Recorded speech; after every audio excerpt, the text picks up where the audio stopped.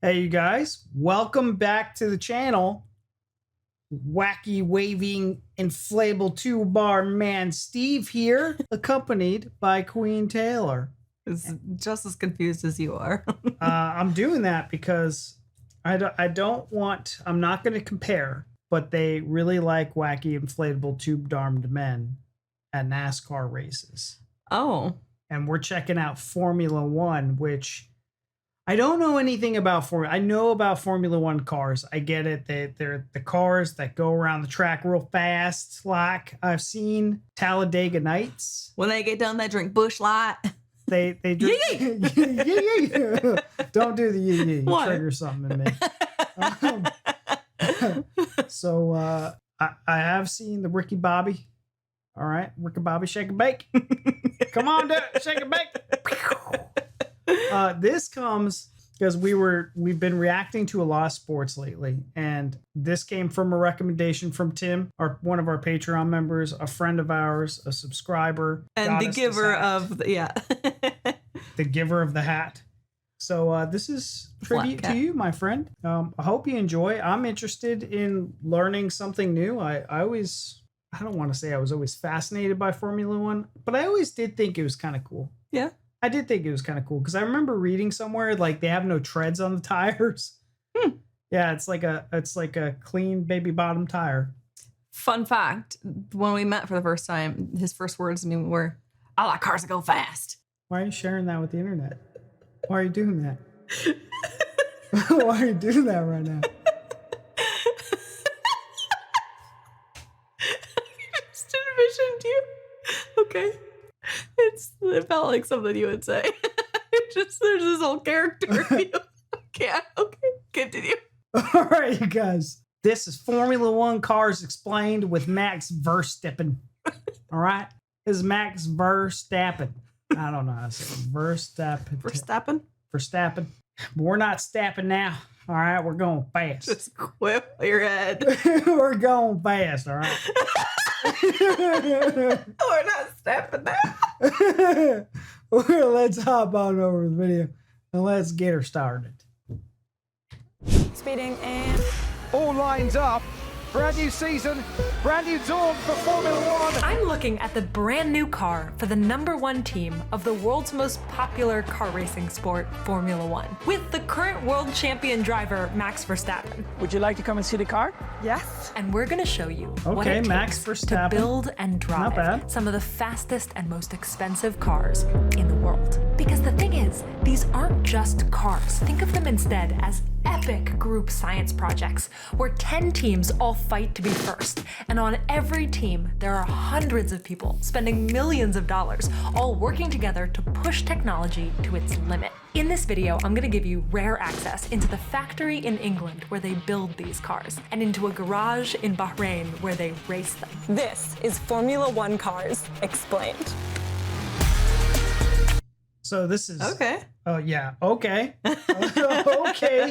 Okay, you guys, intrigued. That was a hot opener. All Yeah, right. well, paint me intrigued. Yeah. When you look at it from the point of view that they just showed us in, it's like, yeah, all the engineering to make it more aerodynamic, like years. And how much money do you think one of these cars is worth? A lot. Look at those treadless tires. Look at those treadless tires. Look at all that. The fiberglass. I'm going to say $20 million for one car. 20 million? $20 million for a car. That's more than I would have said. What would you peg it at? I don't know, like 4 million. 4 million? You think 4 million you could just pick up one of these? I don't know. I don't Yeah. know. We're about to find out, you guys. Stick around. If you're anywhere near close, I swear you cheated. I didn't cheat. I think it might be like hundreds of millions. Really No good. way. Could. That's so much. Like the custom parts, you can't make I that feel like anymore. 4 million's even a lot, but I said millions because she said millions. I know. I wouldn't have gone that high.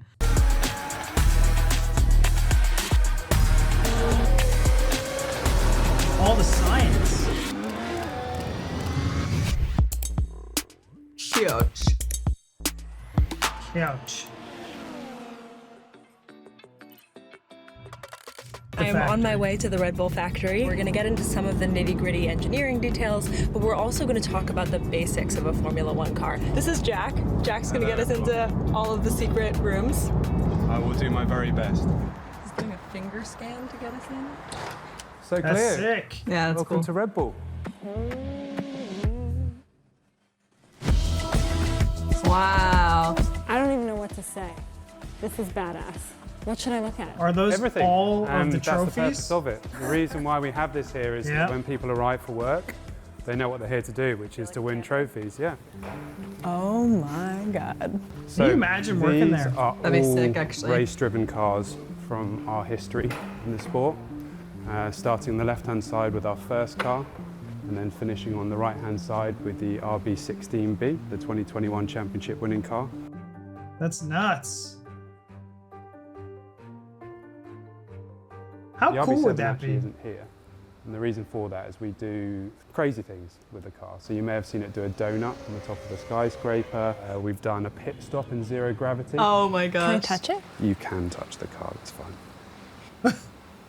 It's so beautiful. The driver actually has to spend about 3 or 4 hours sat down in the car, getting their seat fitted. So we sit them in some clay, essentially, and they sort of get the seat formed around them. A Formula One car looks kind of similar to other race cars that you I might have heard seen, of that. like these in IndyCar. Single seat, open cockpit, but there's something that makes a Formula One car special. In IndyCar, all of the cars have to use the same frame or chassis, so winning really depends on how you race that car. But in Formula One, each team has to design and manufacture their own cars. I So didn't know winning that. starts Yeah. here at the factory with how you build your car. But you can't just build whatever you want. We design a car based on the regulations that the FIA and F1 provide us. And so that really stipulates how the cars look, what shapes they are. That's the formula in Formula One. Teams fight to find the best design within these rules. The incredible thing with Formula One for me is that you have 10 teams that come together to race. They've all designed and built their own individual car, but you arrive at the track and everybody's within, a second of each other over a lap, which is quite incredible in itself. But the only way that you gain an advantage in Formula One when the margins are so slim is to look at every area that you can possibly can to eke performance. The rules say that each team can spend $135 million per year. What? Oh my goodness. I'm over here 20 million. She's like 4 million. It's 135. That is insane. That- Where does the money come from? Sponsorships. That's actually donations, wild. Ticket prices. Yeah. How much so you got to think about it. You're paying the driver, you're paying all the scientists to come up with like the engineers for the design. Is that concepts. 135 million to pay all that? Because it seems like it's just for The car. yeah, maybe that's included in It's the work building it and putting it together and all that stuff. that is That's so much money. dumbfounded.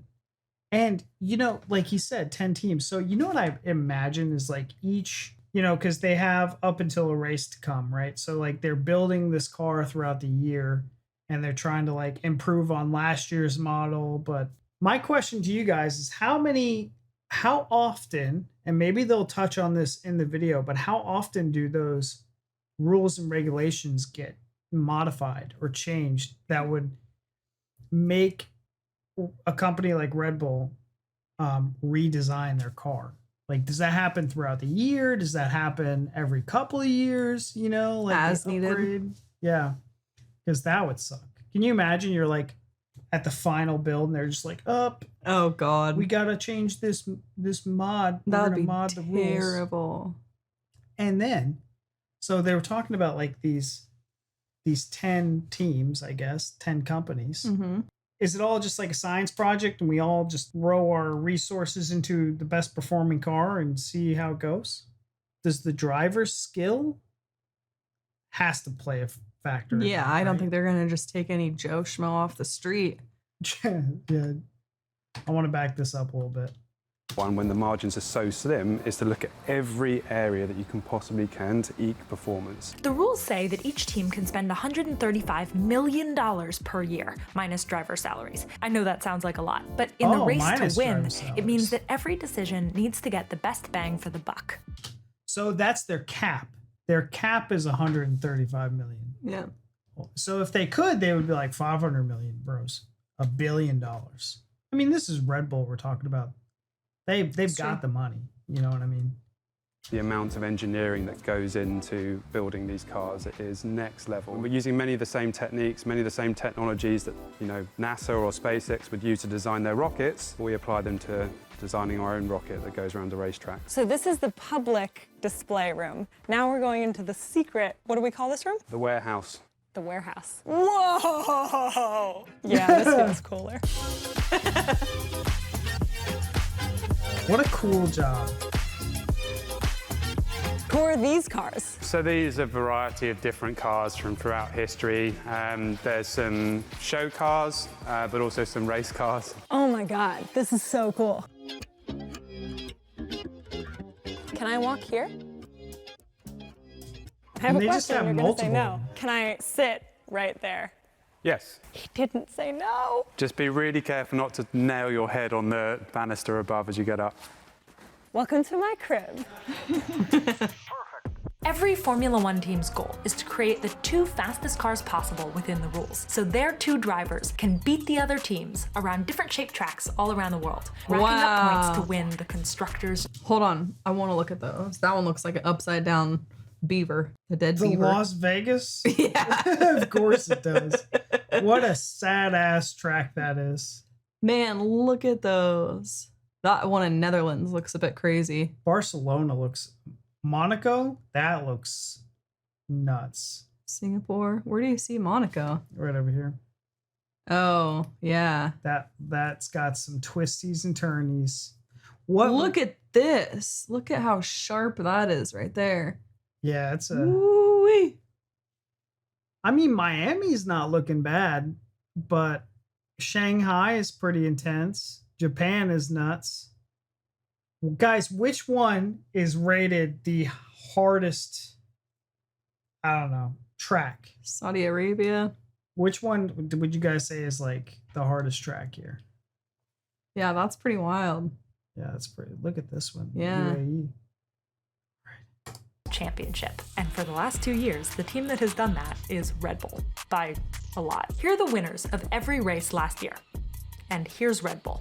Wow. So how do they do it? What makes a winning Formula One car? Money.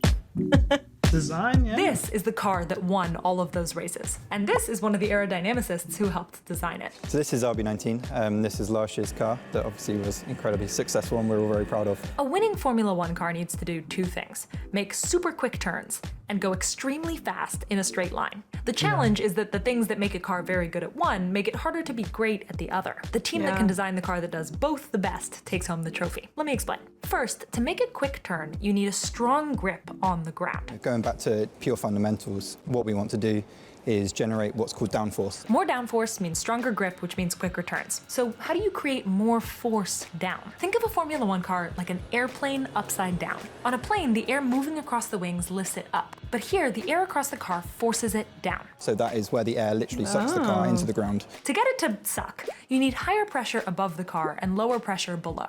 And one way to get lower pressure air is to get it moving really fast. Low pressure is effectively high velocity air. So you want to be able to speed up the air as much as you possibly can under the floor and effectively slow it down as much as you can on top of the floor. Here's the part I think is really cool. A good way to get fast, lower pressure air isn't for it to just shoot under the car in a straight line. It's to create tiny tornadoes under the car. They don't say tiny tornado though, they say vortex. A highly powerful vortex. That in itself generates a lot of low pressure because No kidding. it's a structure that High velocity air. those structures then run down the length of the floor and they generate low pressure for a very long region. So they have all these tiny tornadoes that help suck the car toward the ground to give it better grip to make faster turns. At top speed, a Formula One car generates a downforce 3 or 4 times the weight of the car, meaning this car could theoretically drive on the ceiling. But all of this downforce comes sick. at a cost. To go super fast in a straight line, you need to knife through the air with as little drag as possible. But as you create more downforce, It normally comes with added drag, which is preventing the car moving through the air. So it's a resistive force. for example, look at this back wing. It generates downforce on the turns, but it feels like a big parachute slowing the car down in a straight line, which is why Formula One teams are allowed to build in a control that the driver can press to flip part of that wing down, allowing the car to zoom down the straights even faster. This is called the drag reduction system, or DRS. Designing a winning Formula One car means balancing all of these different effects, pushing the rules and the limits of physics to get a little more grip and a little more speed. This is a question that Well, I was curious about the bumper, because look at the slits inside the bumper. I wonder if there's like something, I don't know if that would make it more or less aerodynamic. If they had the DRS system, if they pushed that button, if they closed up or not, I don't know. Yeah, I'm not sure either. Limits of physics to get a little more grip and a little more speed. This is a question that I'm sure you're going to say no to. Is there any chance in hell that I can sit in this car? I don't think it's up to me, but... Jack? You can sit in the car. Yeah! Thank you.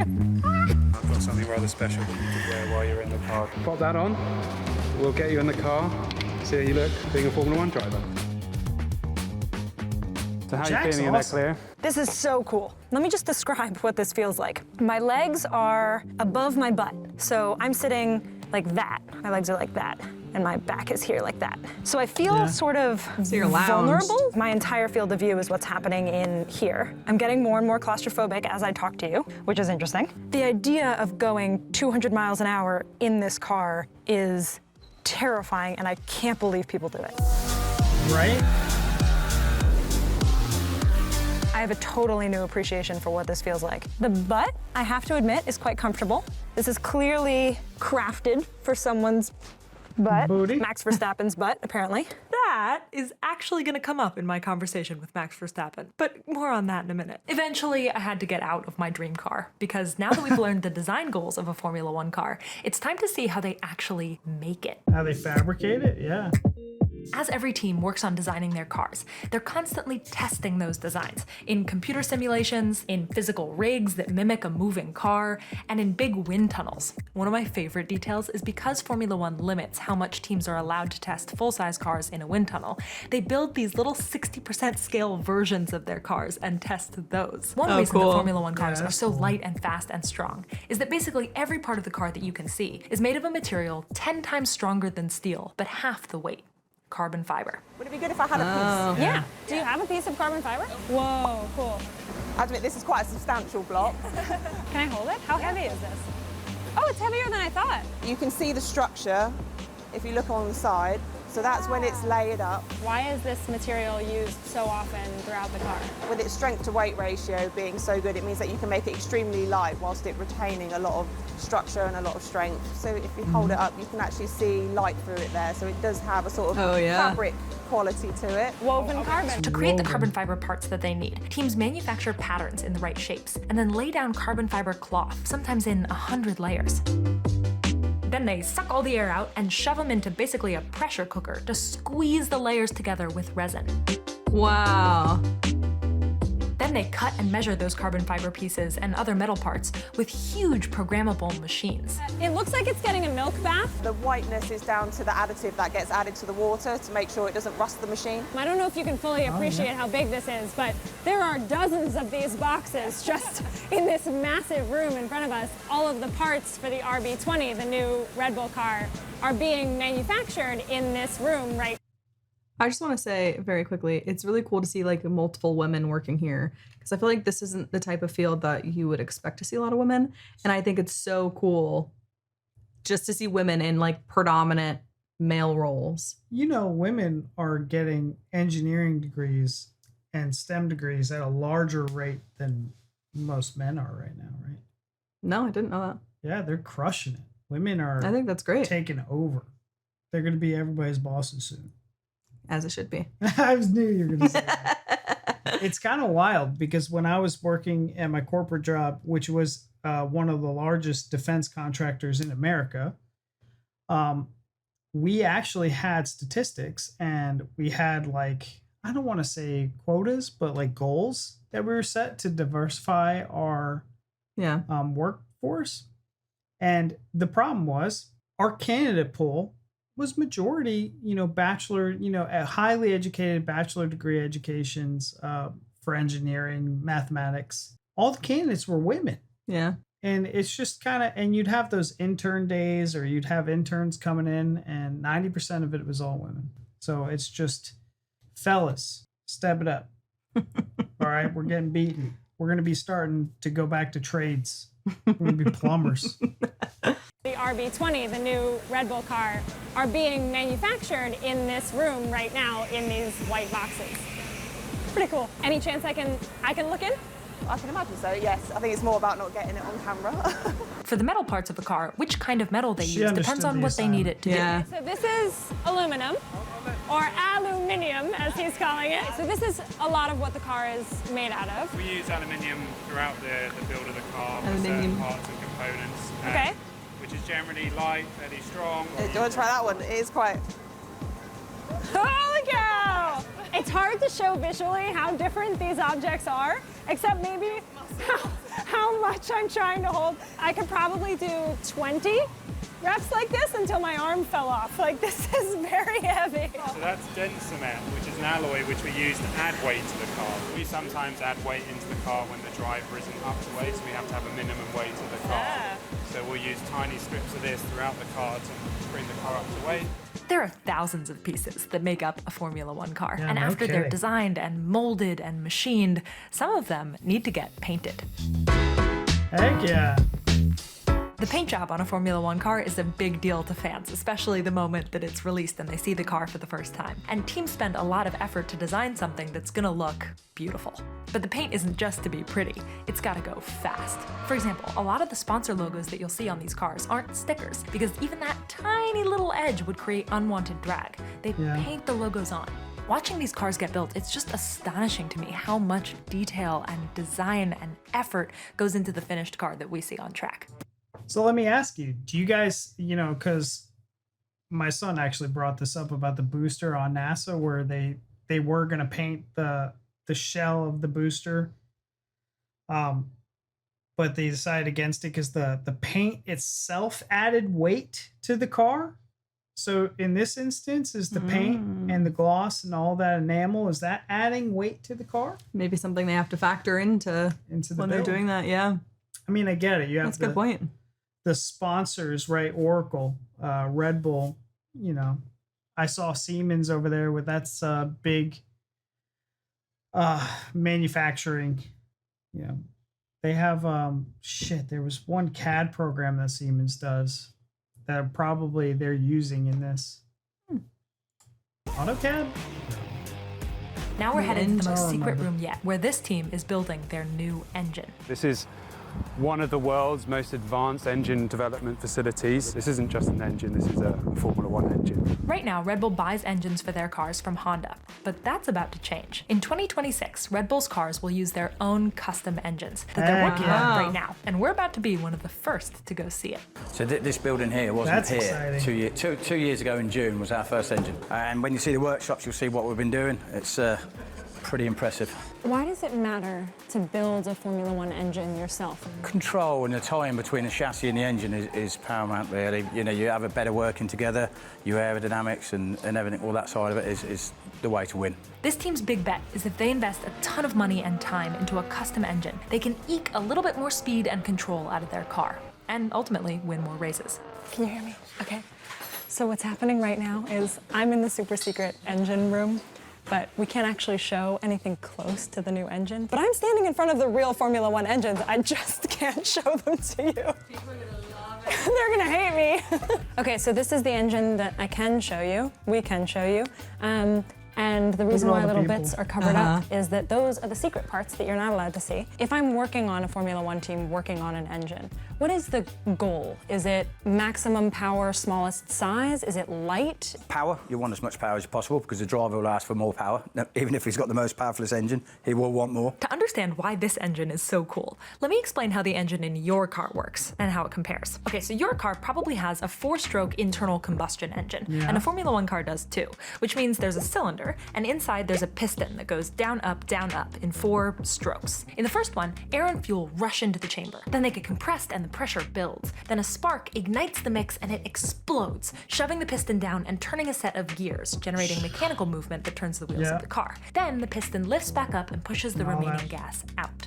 That whole process happens inside one cylinder, and there are 6 of them in a V shape, which is why it's called a V6 engine. Your car might have anywhere from 4 to 8, depending on what you drive. But one big difference between your car and a Formula 1 car is the maximum number of cycles, that down, up, each engine can complete per minute. Your car, about 6,000. A Formula 1 car, over 15,000. Wow. That contributes to more power to go faster. Plus, these That's cars combine nuts. a bunch of other technologies to get a little bit more oomph, like a turbocharger, which compresses air before it enters the cylinder, so it packs more punch when it's then lit on fire. And a motor and battery system that repurposes energy from the brakes and exhaust. The whole thing altogether is the powertrain of a modern Formula 1 car. It's a great example of why Formula 1 cars actually matter for people like you and me. It's not that this tech is brand new. It's that it's combined and tweaked and perfected by hundreds of smart people with millions of dollars to make it better. And So I know we're like right there. What was so interesting is that whole battery pack is sitting right underneath the driver. Yeah. So I just can't imagine, like, what if that's like a mini explosive if they ever get into a crash? Yeah. Like, that's got to be super scary. I'll back it up a little bit. Tweaked and perfected by hundreds of smart people with millions of dollars to make it better. And those changes help inspire better car tech for all of us. The engines that they're building here are based on rules for 2026, which will use less fuel and more electricity, and therefore make a slightly different sound. And we got a sneak peek. Can you hear that? So that's the new engine running? Correct, yeah. You're allowed to hear it. You're not allowed to see it. Just running by, ooh. What did that noise change mean? So it really just revved up the speed, basically, and it's now going into this automated power curve. You can hear it's coming down in speed. So with every single speed, we take a measurement, next speed, measurement, next speed, measurement. So they're testing it at different speeds, they're running power curves to see how it performs. And at that time, always wide open throttle, which means everything we have, right? Now that we've seen how they build these cars, it's time to see where they race them. And that means that we need to go to Bahrain. This is actually riveting. We're here. Here we go. Hi. No, I am not allowed to video any of this. Turn one away, so you're a couple of kilometers away. Does this ever get old? 20 years in? No. Every day is a learning day. Every day is different. I can't believe I'm here. This is the new car, RB20. Okay. I know, right? And you might recognize these guys.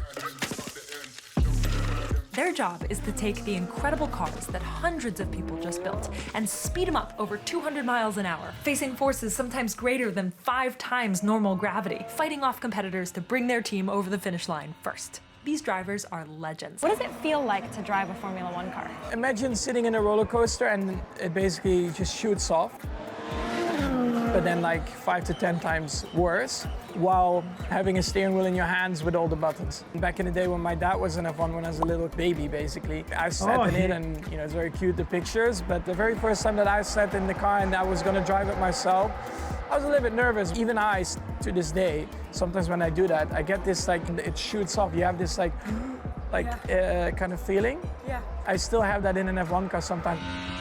He looks young. Yeah, he does. And for these cars, since no two... Was his dad the one that was having them listen to the engine?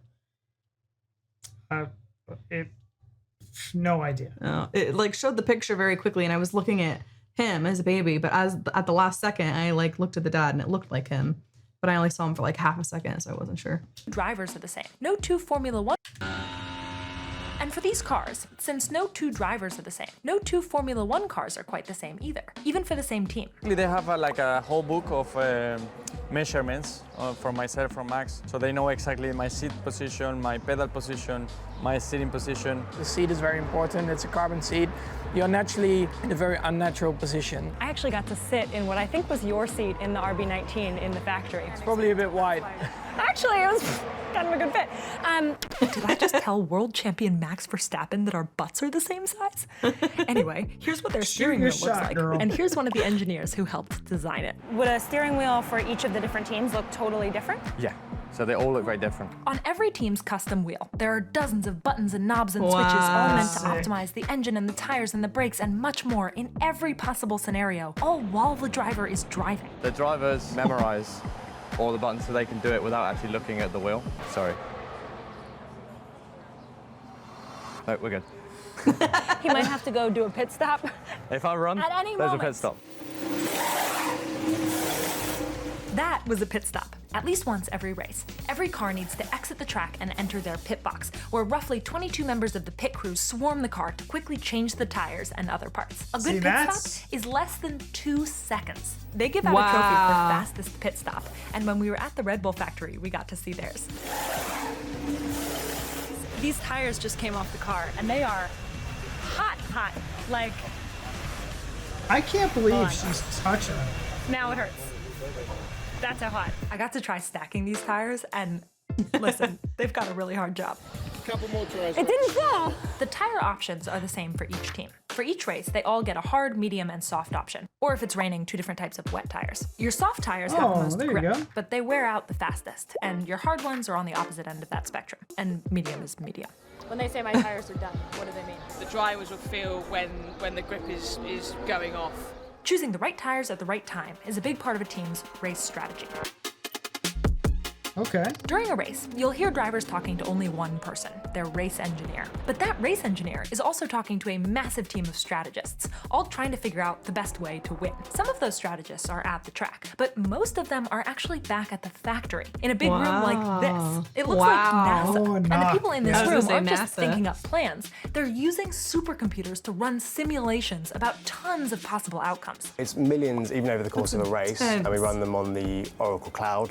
So Millions? Millions, yeah. Those simulations are taking into account weather and heat of the brakes and tire performance and everything every other driver is doing, and then feeding those simulations back to the track. Their aim is always to try and win a race, so that's kind of thinking about what's the best thing for you to do, but also what might your competitors do, and so how might you need to therefore react to that. This is all real time? Yes, exactly. So we're constantly talking. The intercom on the pit wall is constantly lighting up. There's always somebody in one of your ears. So actually the headphones have dual, so you can hear one car in one ear, the other car in the other ear. So you're always hearing multiple conversations, trying to take them all in. It's basically like playing a board game. That's how I always think of it.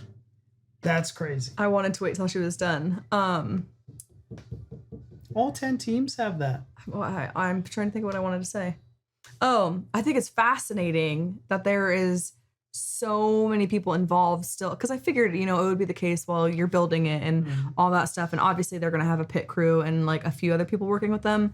I thought it would be, that's it pretty much, like the pit crew and maybe like 5 to 10 other people, but they've got all those people on the back end sitting in a room doing all those statistics and everything. That is crazy.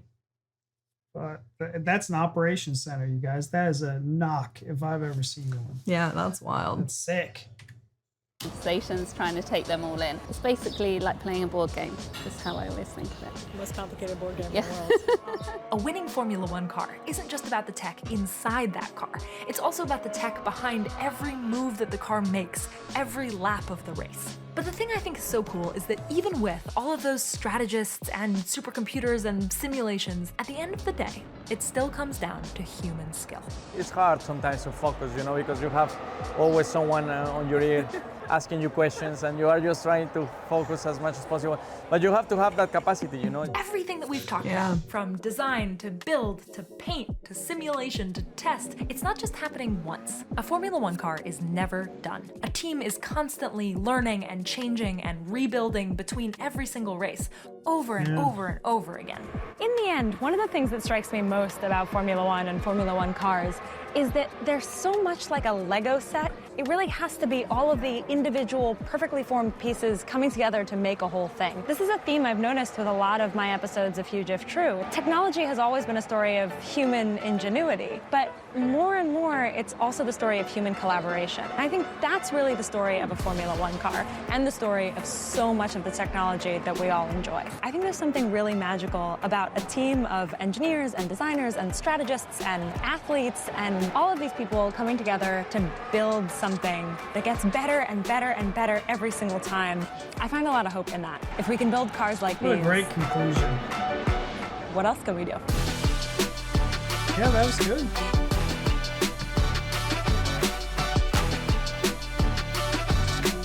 I was gonna ask, like, where is this girl from? Because it's not that supercar blondie chick I always see on Facebook, but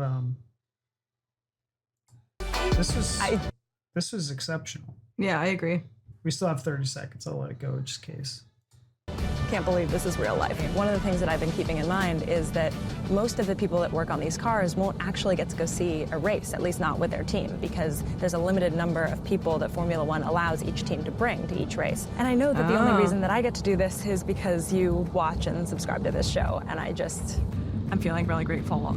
I hope that these kinds of stories make you a little bit more optimistic about what we can build when we work together. So if you're enjoying this video and you want to help us go to more incredible places, subscribe and tell me in the comments where we should go. And we have some wild episodes coming up. I can't wait to show you. Oh, that was cool. That was awesome. She's got a sick job too. Yeah, that was phenomenal. That was a really, really, really good video. It was actually truly riveting. I thought it'd be pretty cool to watch, but it far exceeded my expectations. Well, creating productions and videos like that gets you to places like Formula One. If this is her channel and it's all those types of videos, it was beautiful. Yeah, it was very well done.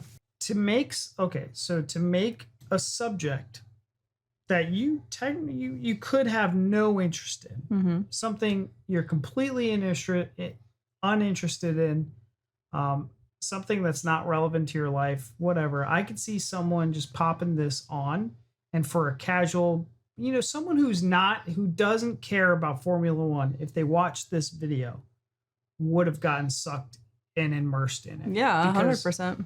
The production, the storytelling of this whole thing.